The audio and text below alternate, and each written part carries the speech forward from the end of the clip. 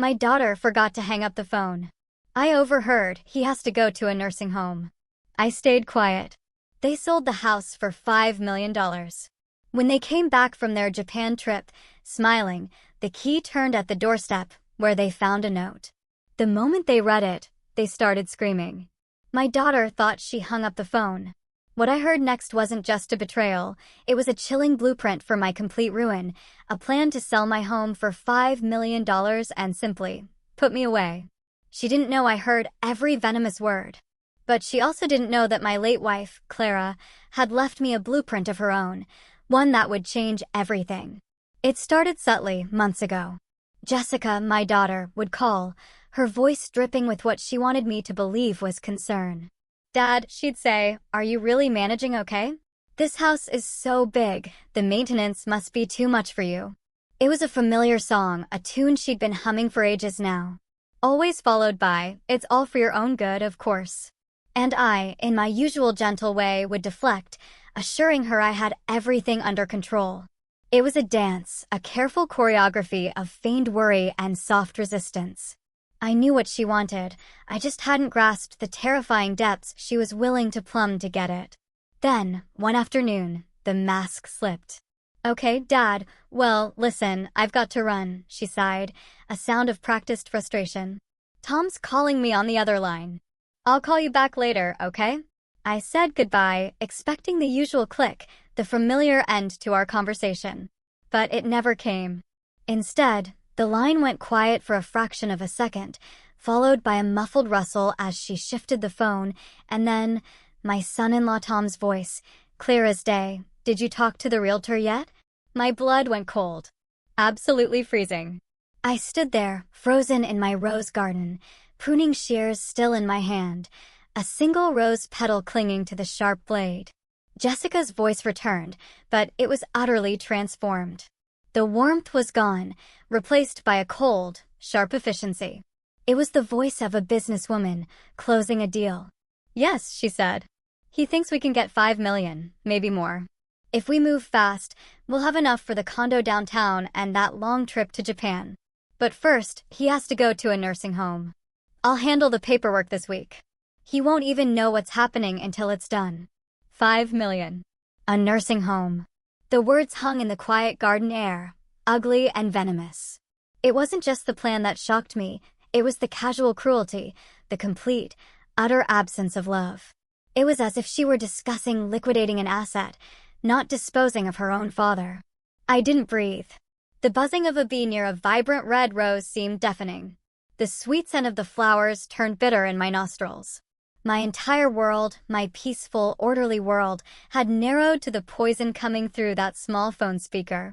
I stood there for what felt like an eternity, listening to the silence on the other end, until she finally disconnected properly.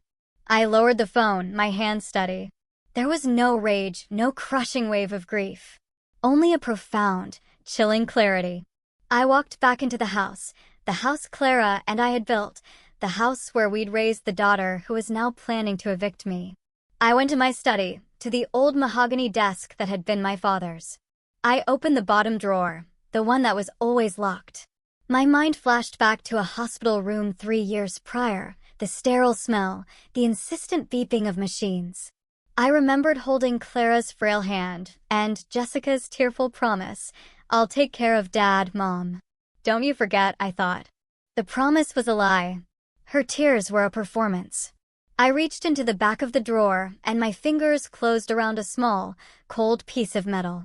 It was a key I hadn't touched in 3 years. Later that evening, I made myself a cup of tea and sat in the living room, the silence a heavy blanket around me. The house was filled with ghosts, but they were friendly ones. I saw Clara in the way the moonlight fell across her favorite armchair. I heard her laughter in the creak of the floorboards upstairs.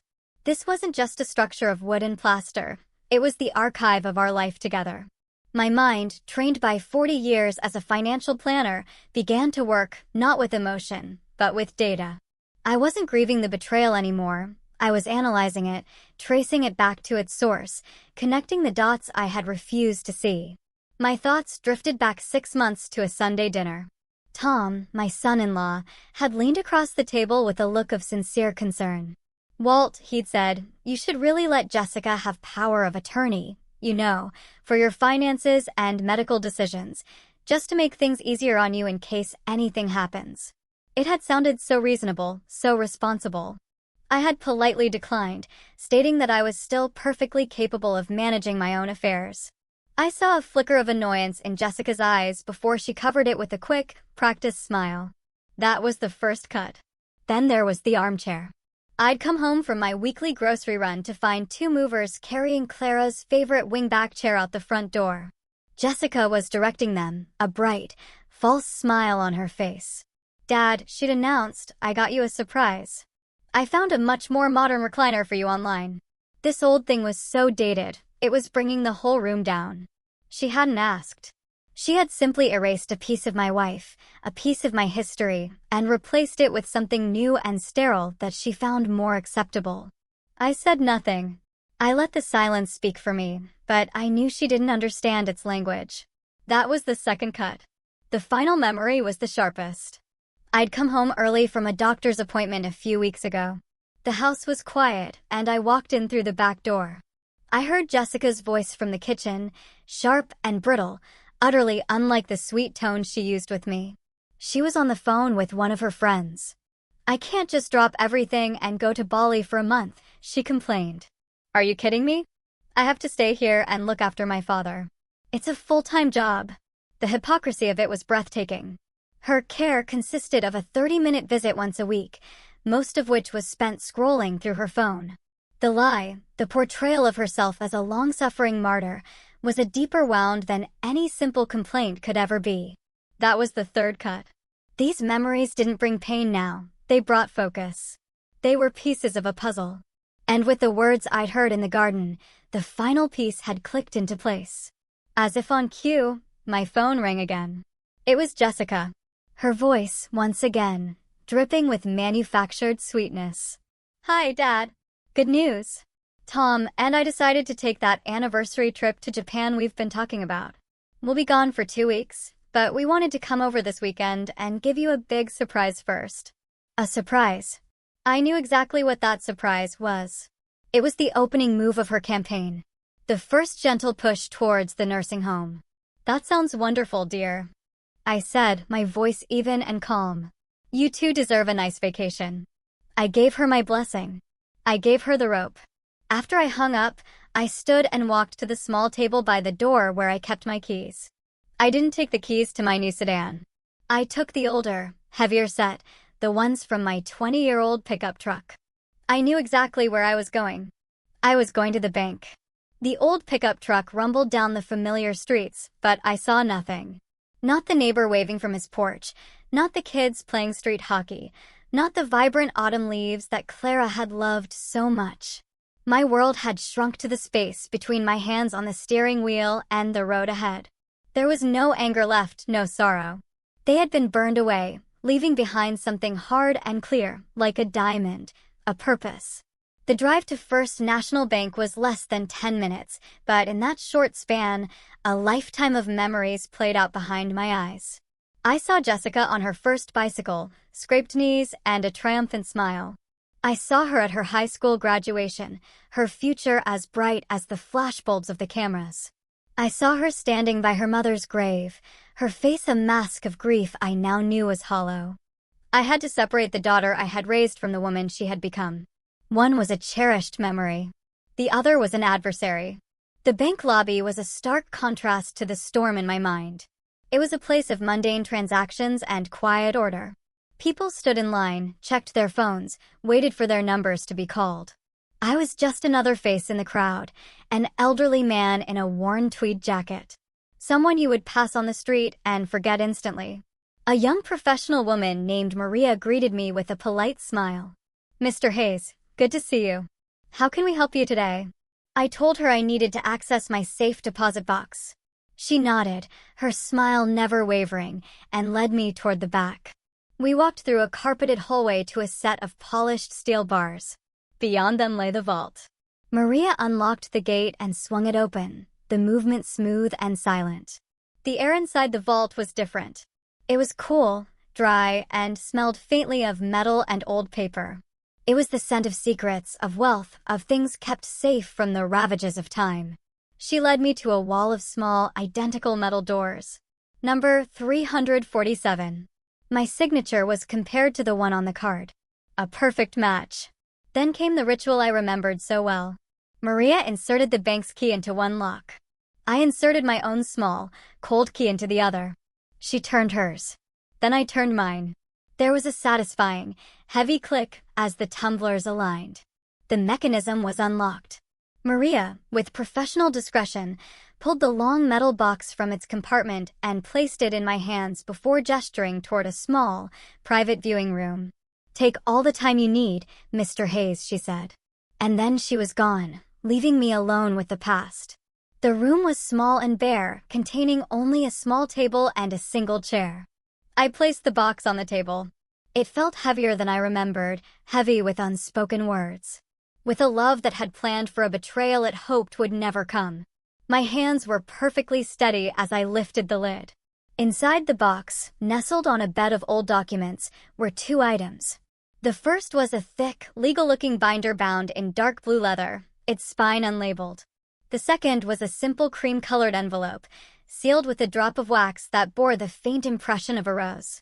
My name, Walter, was written on the front in Clara's elegant, familiar script. My heart clenched. It was a letter from the past, a voice I thought was lost to me forever. I set the heavy binder aside and picked up the envelope. My fingers trembled slightly as I broke the wax seal. The paper inside was crisp, and the scent of Clara's lavender perfume, faint but unmistakable, rose to meet me. I unfolded the pages and began to read. "My dearest Walter," she began. "If you are reading this, it means I am gone, and you have finally found the need to open this box. I am so sorry, my love.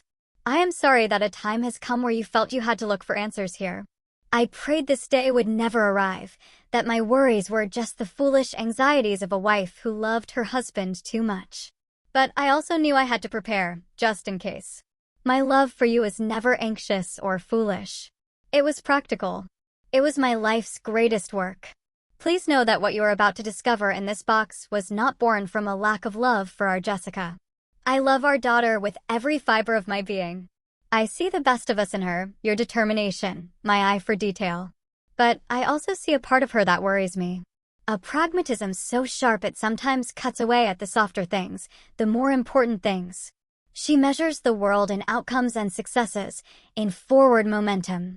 Sometimes, in her rush to get ahead, she forgets to look at the people she is leaving behind. She loves you, Walter. I truly believe that. But she loves you in her own way, and sometimes her way does not put your heart first. I could not bear the thought of my darling husband, the man who gave me a lifetime of unwavering devotion, spending his final years in a place where his comfort was a line item on a monthly bill. That is why I did what I did. The binder in this box contains the legal framework for the Clara Hayes Family Trust. I used a portion of my own inheritance, the money my father left me, to set it up years ago. Our home, this beautiful house filled with our memories, is the primary asset of that trust. It does not belong to you, and it does not belong to Jessica. It belongs to the future we built together. I did this to protect you, my love, to give you a shield.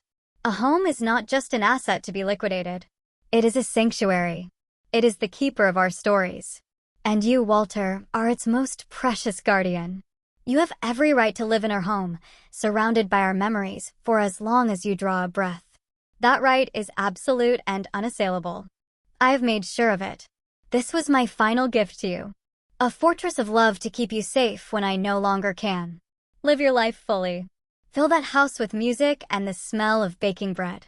Keep my roses blooming and know with every sunset you watch from the porch that my love is still there watching over you. All my love forever, Clara. Tears I didn't know I had been holding back streamed down my face, blurring the beautiful script. They were not tears of sadness, but of overwhelming gratitude and love. She had seen it all those years ago. She had seen the potential for this exact heartbreak, and she had built me an ark. She had known the precise nature of our daughter's ambition and the cold logic she might one day employ. The letter was not a condemnation of Jessica, it was a testament to Clara's profound understanding of human nature. She had not acted out of anger, but out of a fierce, protective love. She had left me more than a house. She had left me a plan. She had left me permission. I carefully folded the letter and placed it back in its envelope. Then, with a newfound resolve, I reached for the dark blue binder. It was time to read the rest of her instructions. My tears for Clara dried, but the warmth of her love remained, a steadying presence in the cold, quiet room. I placed her letter carefully back on the table, a sacred text I would return to later. Now there was work to do. I pulled the heavy, dark blue binder towards me and opened it. The pages were thick, creamy cardstock, covered in the dense, impenetrable language of the law. To most people, it would be an intimidating wall of text, but to me, it was a familiar landscape. For 40 years as a financial planner, I had navigated these forests of jargon, translating complex trusts and estates for my clients. I knew the language of whereas and heretofore. I understood the subtle power hidden in a well-placed comma. This was my territory. My eyes scanned the first few pages with professional speed. The Clara Hayes Family Trust, established on May 10, 2012. I noted the key appointments. Clara was the settler, the creator of the trust. I, Walter Hayes, was named as the sole lifelong trustee, the manager of the assets. Our daughter, Jessica Hayes Martin, was listed as the primary beneficiary, the one who would inherit upon my passing. It all seemed straightforward, a standard arrangement to protect the house from probate court and ensure a smooth transfer of assets. I turned the page, my mind working methodically, searching for the fine print.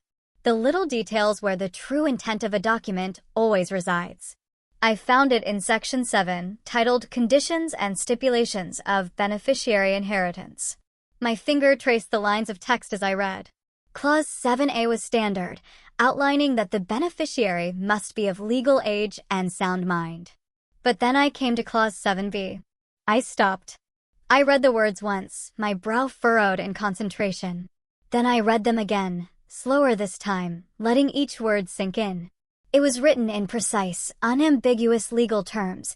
The inheritance of the primary asset, the property located at 128 Maplewood Drive, by the beneficiary, Jessica Hayes Martin, is contingent upon the fulfillment of a duty of care towards the lifelong trustee, Walter Hayes. This duty of care is defined as providing a stable, respectful, and supportive living environment for the trustee within the aforementioned property. The determination of whether this clause has been violated rests solely and absolutely with the trustee. In the event the trustee determines this clause has been breached, he is granted the full and irrevocable power to execute the alternative directive outlined in Appendix A, the immediate liquidation of the trust's assets, with all proceeds to be donated in their entirety to the designated charitable organization. I leaned back in the chair, the binder resting in my lap. My breath caught in my chest. This was no shield. A shield is a defensive tool, meant to absorb a blow. This was a sword. It was a perfectly crafted, razor-sharp weapon that had been placed in my hand by the woman who knew me best. She had not just protected me, she had empowered me. She had trusted my judgment. The phone call from the garden replayed in my head, Jessica's cold, clinical voice discussing my fate as if I were a piece of furniture. Asterisk, he has to go to a nursing home. Asterisk, a stable, respectful, and supportive living environment. The irony was so profound, it was almost comical. They had not just failed to meet the condition, they had shattered it into a million pieces. A slow smile spread across my face. It wasn't a smile of malice or revenge. It was the quiet, confident smile of a man who had just been reminded that he was not powerless. It was the smile of a man who had just been handed a blueprint, written in the ink of his wife's love, for how to reclaim his dignity. I closed the binder. The weapon had been found. Now I just needed an ally to help me wield it. The address on the back of the business card led me to a sleek, modern building in the heart of the city's financial district. The law offices of Reed and Associates were on the 32nd floor.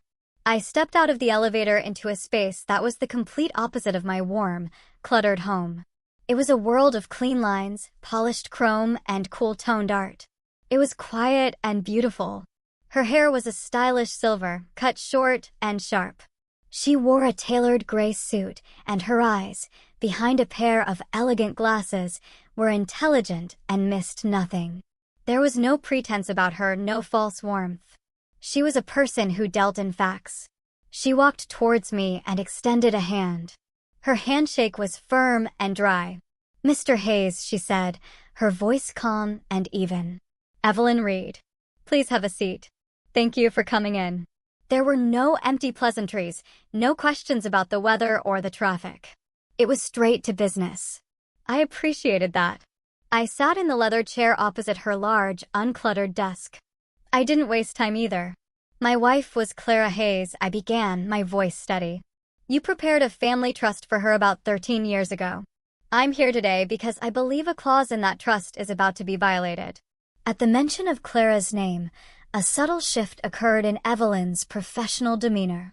The sharpness in her eyes softened, replaced by a flicker of genuine warmth and remembrance. A faint smile touched her lips. "Clara," she said, her voice taking on a softer tone. "She was one of the most formidable women I've ever had the pleasure of knowing. Whip-smart and fiercely loyal. She always thought 10 steps ahead of everyone else." She leaned forward slightly, her focus entirely on me now. "I'm not surprised you're here, Mr. Hayes.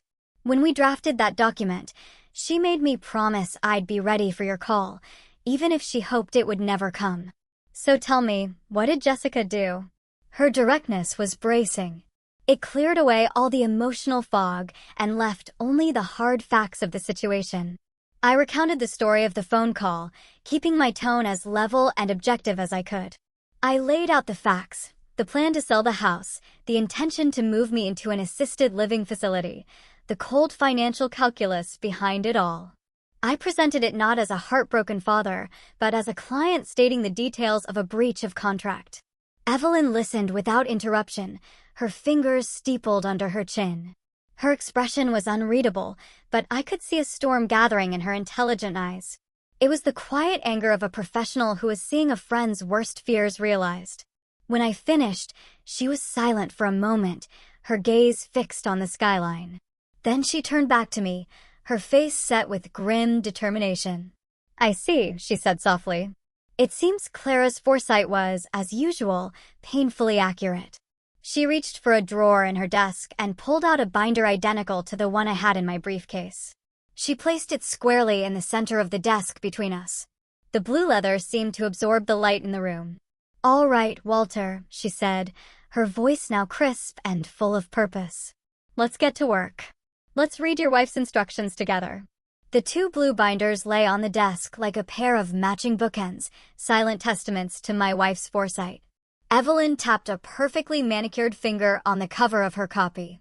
"Clara and I spent a month working on this document," she said, her voice a low, serious hum. She wanted every clause to be ironclad, especially Section 7. She called it the Dignity Clause. I nodded, the term feeling profoundly right. Dignity was exactly what was at stake. I reached into my briefcase and pulled out a slim file folder, placing it on the desk next to the trust. It wasn't much, but it was a start. Evelyn opened it. Inside were the printed emails from Tom, the ones where he casually but persistently pushed for me to sign over power of attorney. There were receipts for the new, soulless furniture Jessica had bought to replace Clara's cherished pieces. There was also a single sheet of paper on which I had written down, verbatim, the words I had overheard in the garden, along with the date and time. It was the methodical habit of a man used to keeping records. Evelyn read through everything carefully, her expression unchanging. She placed the papers back into the folder with precision. "This is more than enough," she stated, her voice leaving no room for doubt. "The language of Clause 7b is intentionally subjective. Clara gave you, the trustee, sole discretionary power. Your testimony alone, backed by this pattern of behavior, constitutes an undeniable breach. There would be no lengthy court battle. Jessica would have no legal ground to stand on. Her own actions have effectively disinherited her." Evelyn paused, looking at me. "So, The question isn't if you can act, Walter. The question is how and when. The energy in the room shifted. We were no longer reviewing the past. We were architecting the future. I leaned forward in my chair. I don't want to fight, I said, my voice firm. I don't want to drag Clara's memory through months of legal wrangling. I want it to be clean, final. I want to follow her instructions to the letter. Evelyn nodded, her mind already racing ahead. I agree. A conventional sale is out of the question. It takes months. There are mortgage applications, inspections, public listings. It's slow and messy. We need a private transaction, a cash offer. She paused, her gaze drifting towards the window as if scanning the city for a solution. A real estate developer, she mused. Someone who wants the land, someone who will pay a premium for the location, and is willing to close quickly and with absolute discretion. It was then I played my best card, the piece of information that would turn the possible into the probable. Jessica and Tom are leaving for a celebratory trip to Japan, I said. They leave in 3 days. They'll be gone for 14. Evelyn's eyes snapped back to mine, and for the first time, I saw a flash of genuine excitement. A slow, predatory smile spread across her face. 14 days, she whispered, the words full of possibility. That's an incredibly aggressive timeline, Walter. But for a $5 million property in this market, with a motivated seller, it's possible. She tapped her pen on the desk, a rapid, rhythmic beat. I know a firm, Sterling Real Estate Development. They specialize in off-market acquisitions. They are fast, they are quiet, and they pay in cash. The plan began to form between us, a constructive shared intellect and purpose. We'll use an intermediary, Evelyn continued, her voice gaining momentum. A third-party asset management company will represent the trust in the sale. Your name and mine will not appear on any of the initial paperwork. Sterling will see a family trust liquidating an asset. Nothing more. We can have the papers drawn up by tomorrow. So, by the time Jessica gets back, I finished for her. It will be an accomplished fact. An accomplished fact, she confirmed. The house will be sold. The money will be in the trust's account. And from there, transferred directly to the Clara Hayes Music Scholarship Fund at the university. All perfectly legal, all perfectly executed according to her final wishes. She leaned back, the plan now fully formed in the air between us. She looked at me, her professional mask falling away for just a moment to reveal the friend beneath. Clara would be so proud of you, Walter, she said softly. You're not doing this for revenge. You're doing this for dignity. Hers and yours. I gave a single firm nod. That was all the confirmation she needed. Evelyn Reed picked up her phone, her thumb hovering over her contacts. Let's make a call, shall we, she said. The first move of the counterattack was about to be made. Evelyn turned to the last page of the binder, to a section labeled Appendix A. Her expression softened once more. There's one more thing you should know, Walter, she said, about where the money goes. It was very important to Clara. She turned the binder around for me to see. The designated charity wasn't a large, faceless organization. The text was simple, the Clara Hayes Music Scholarship, to be administered by the State University's Department of Fine Arts. Clara told me once that music saved her life, Evelyn explained, her voice gentle.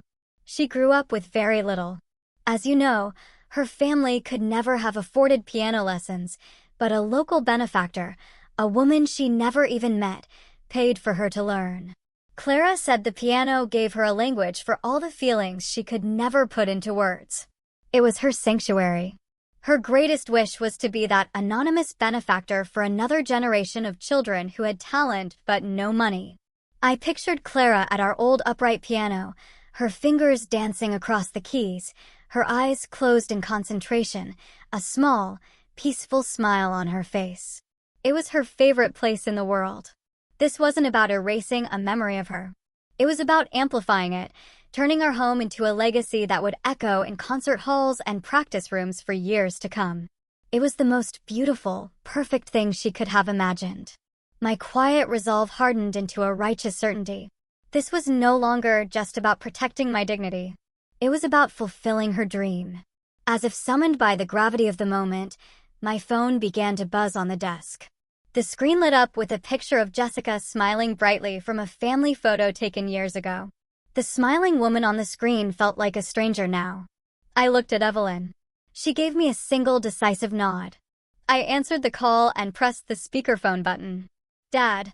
Jessica's voice chirped, full of a breathless, artificial excitement. "You are not going to believe this. Tom and I were looking at flights, just for fun, for our anniversary, and we found the most amazing deal to Japan. To Tokyo. I looked at Evelyn.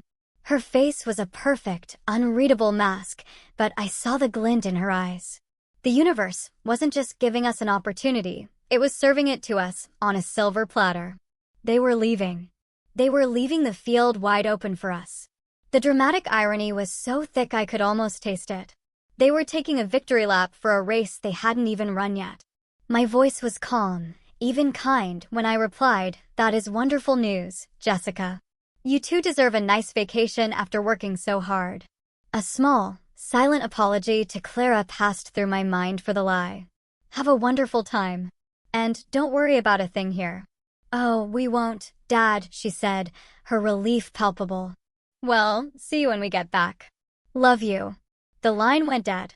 I placed the phone back on the desk. The silence in the office was absolute. Evelyn and I looked at each other. The final piece had just clicked into place. "Well," she said, a hint of steel in her voice. "It seems your daughter has just given us our timeline."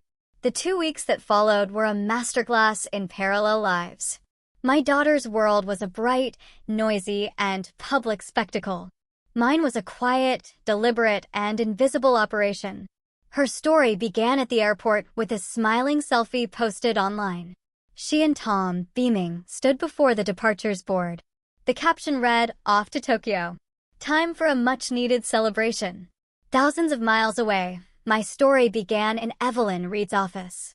She was on the phone, her voice the epitome of calm authority. "Mr. Sterling," she said, looking at me with a steady gaze.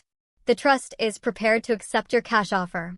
We can have the preliminary document signed and delivered by courier before the end of the business day." The starting gun had been fired.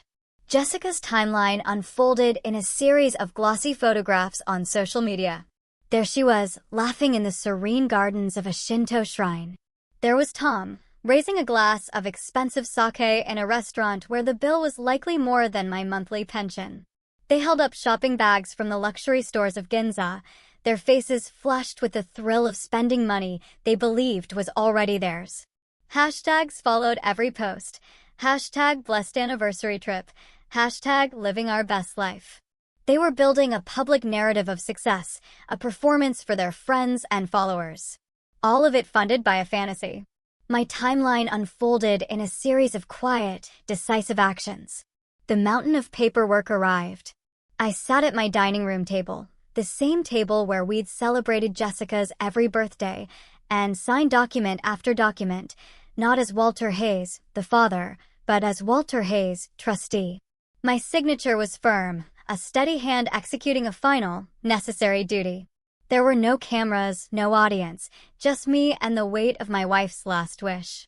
A few days later, a discreet appraiser from Sterling Development came to the house. He was a young, serious man who moved with quiet efficiency. He measured walls, tapped on support beams, and assessed the foundation. He didn't comment on Clara's rose garden. To him, the house was not a home. It was an asset, a parcel of land with a certain market value. I watched him work, a ghost in my own life, feeling a strange detachment as the soul of my home was translated into the cold language of a financial report. The pace quickened as the days wore on. The cuts between their life and mine grew shorter, sharper. A picture of Jessica and Tom posing in front of Mount Fuji appeared online, captioned, "On top of the world." At that exact moment, an email notification pinged on Evelyn's computer. The subject line was simple: wire transfer initiated. They posted a video of themselves on a speeding bullet train, the Japanese countryside a blur of green outside their window. I was sitting in a quiet office at a downtown bank with Evelyn and a representative from the asset management firm. We watched a different kind of blur, a string of numbers processing on a computer screen. There was a soft chime. The transfer was complete. $5 million, minus commissions and fees, now sat in the account of the Clara Hayes Family Trust. The final steps were almost anticlimactic in their simplicity. Evelyn made one last call. "The funds have cleared," she said into the phone. "You can proceed with the transfer to the beneficiary account." She wasn't talking about Jessica. She was talking about the university. The last action fell to me. The day before my daughter's flight was scheduled to land, a polite young woman from the management company came to the house. I had already moved my personal belongings, my boxes of memories, into storage. The house was empty, echoing, and clean. I placed the keys in her hand. There was no grand ceremony. It was just a simple, quiet exchange, a final, irreversible transaction. The house was no longer mine. The stage was set. The trap was laid. All that was left was for the actors to make their final entrance. With the transaction complete and the keys scheduled for handover, a strange quiet descended upon the house. The frantic energy of the past week was gone, replaced by the hollow echo of my own footsteps on the hardwood floors. The rooms, stripped of their furniture and rugs, looked cavernous and unfamiliar. My life was now condensed into a series of cardboard boxes stacked against the walls. I wasn't taking much, just the things that mattered, just the things that held our stories. My work was slow and deliberate. I carefully wrapped the small porcelain robin that had sat on Clara's bedside table for 30 years. I folded her favorite cashmere sweater, the scent of her lavender perfume still clinging faintly to the fabric, and placed it in a box labeled Keepsakes. This wasn't just packing, it was a ritual of remembrance, a final quiet conversation with the woman I loved. At the bottom of an old cedar chest in the attic, my fingers brushed against the worn leather of a book. It was our first photo album. I sat down on the dusty floorboards and opened it. The pages were filled with the ghosts of a happier time. Our wedding day, the day we brought Jessica home from the hospital, her first steps. I turned a page and a single photograph stopped my breath. It was a picture from a summer picnic when Jessica was 5. She was perched on my shoulders, her small hands tangled in my hair, her head thrown back in a fit of pure, unadulterated laughter. I was looking up at her, my own face alight with a kind of adoration only a father can know. We were a perfect, self-contained universe of joy in that frozen moment. I stared at the girl in the picture, at her bright, trusting eyes. Where did she go? What happened to the little girl who thought her father was the strongest, kindest man in the world? A wave of profound sadness washed over me, a grief not for the house or the money, but for the daughter I had lost long before she had planned to get rid of me. But the sadness did not bring doubt. It brought clarity. My actions were not a betrayal of this smiling child. They were a necessary consequence for the woman she had become. The woman who had forgotten this little girl ever existed. I looked at the photograph and spoke to it in the quiet of the attic. "This isn't for you," I whispered. "This is for the woman who forgot you. This is for your mother, and this is for me." It was an act of preservation. I was saving the memory of that joyful father from being destroyed by the callousness of his daughter. With a gentle hand, I closed the album. I walked back downstairs and placed it on the mantel of the fireplace, right in the center. I would not be taking it with me. That part of our story belonged to this house. And this house no longer belonged to me. I turned the key, and the door to my new life swung open. It was a modern apartment on the 15th floor, with clean white walls and large windows that drank in the afternoon light. It was smaller than my old house, more compact, but it felt lighter. It wasn't filled with the ghosts of the past, but with the quiet promise of a future I could write for myself. I placed the single box I had carried up with me, the one labeled Keepsakes, on the polished floor. It looked small in the empty room. I walked to the floor-to-ceiling window and looked out. The city spread out before me, a vibrant, sprawling map of a world that was no longer confined to a single street, a single garden. The setting sun painted the sky in hues of orange and purple. Down below, the lights of cars moved like a river of stars. I took a deep breath, the first truly deep breath I had taken in years. It was the breath of a free man. I felt no sadness, no regret, only a profound, unshakable peace. The stage was set. The curtain was about to rise. All I had to do was wait. The black SUV pulled up to the curb, its engine purring with an expensive quiet. The doors opened, and out stepped Jessica and Tom, looking rested, tanned, and triumphant. They wore new clothes that spoke of duty-free shopping sprees. Their luggage, plastered with tags from Tokyo, was a testament to their 2-week victory lap. They were laughing as Tom paid the driver. "The very first thing we do, before we even unpack," Jessica said, her voice giddy with anticipation, "is call the interior designer for the condo. I want that Italian marble." Tom slung an arm around her, pulling her close. "And after that," he added with a grin, "we book our tickets to the Maldives. First class this time." They were drunk on a future they had stolen, so sure of their victory that they could already taste it.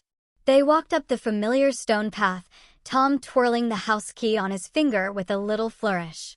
At the front door, he leaned in to give Jessica a kiss before sliding the key into the lock. Or rather, he tried to. It wouldn't go in. He frowned, jiggling it slightly. He pulled it out and tried again, pushing with more force. Nothing. "What's wrong with this stupid thing?" he muttered, his good mood evaporating into a cloud of petty annoyance. "You're probably using the wrong key, genius," Jessica said, snatching it from him. "Let me." She jammed the key into the lock with an air of superiority. It met the same solid resistance.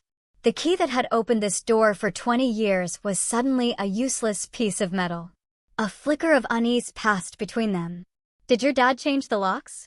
Tom asked, his voice now laced with confusion. "Why would he do that without telling us?" Jessica's face tightened. She hammered the doorbell, but no familiar chime echoed from within. She pressed her face against the living room window, cupping her hands around her eyes to block the glare. "Tom," she said, her voice suddenly small and tight. "The furniture, it's all gone." They both stared through the glass into the dark, empty rooms. The house was a hollow shell. Panic, cold and sharp, began to prickle at their skin. It was then that Jessica saw it. A crisp white envelope taped neatly to the center of the front door. It looked stark and official against the dark wood. She ripped it from its place, her hands fumbling as she tore it open. It wasn't a note from me. It was a single sheet of heavy bond paper bearing the letterhead of a law firm they had never heard of. Jessica read the words aloud, her voice starting as a whisper and rising with each devastating line, "To whom it may concern. Please be advised that the property located at 128 Maplewood Drive was legally sold in a private transaction on the date of September 12th. This is now the private property of Sterling Real Estate Development.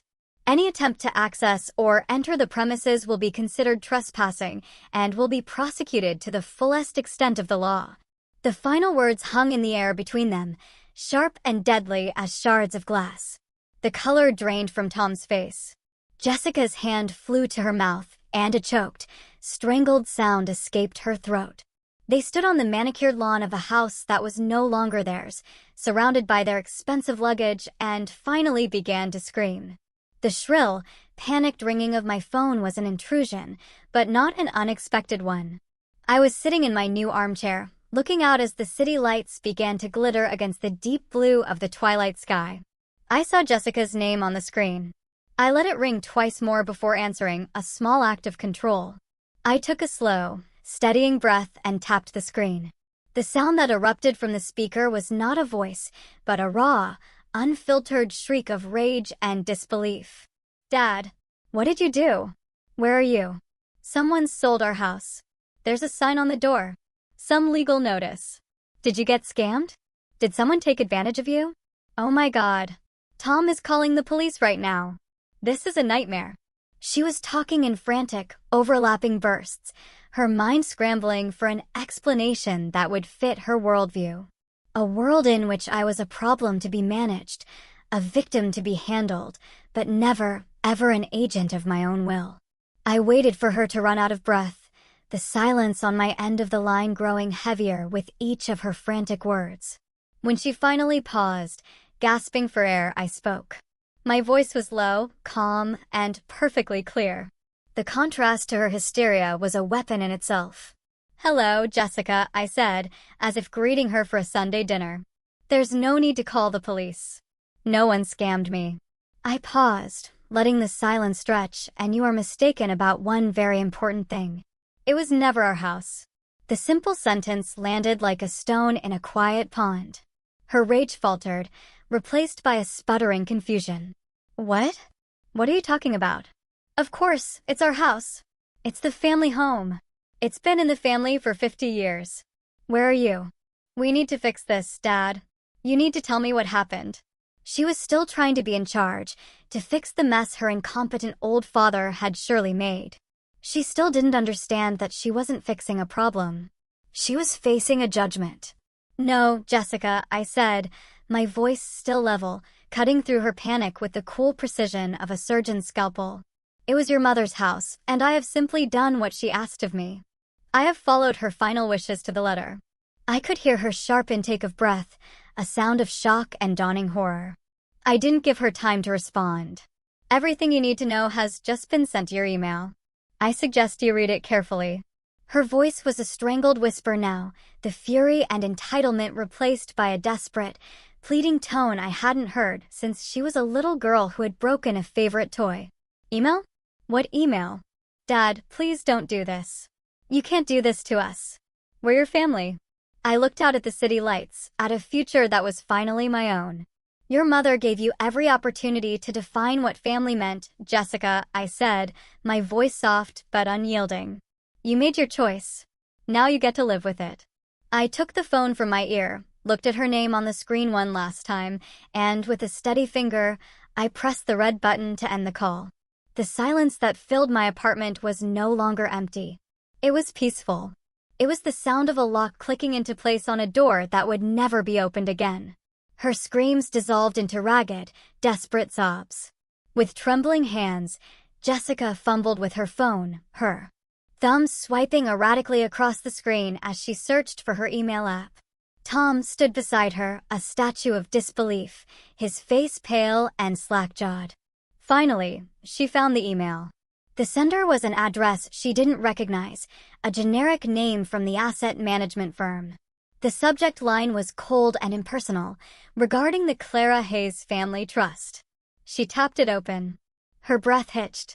The screen was filled with a high-resolution scan of a legal document. The first page was the trust's declaration. Her eyes darted across the text, recognizing her mother's name, her father's name, and her own. Then she swiped to the next page. A section of text was highlighted in yellow.